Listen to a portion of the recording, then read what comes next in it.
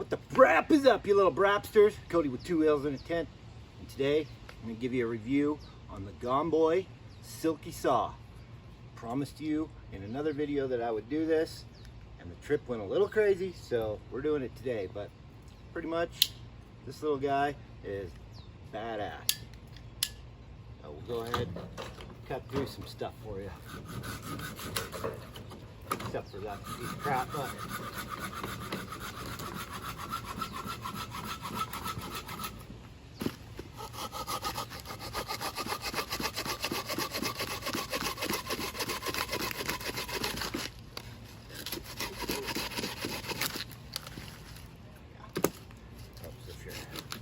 helps if you're, you know, in the right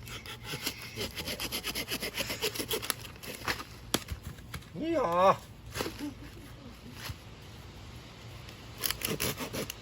Pardon me for not having a good base here. Just trying to show you. Anyway, made that look much harder than it usually is. But this thing is so light, so packable.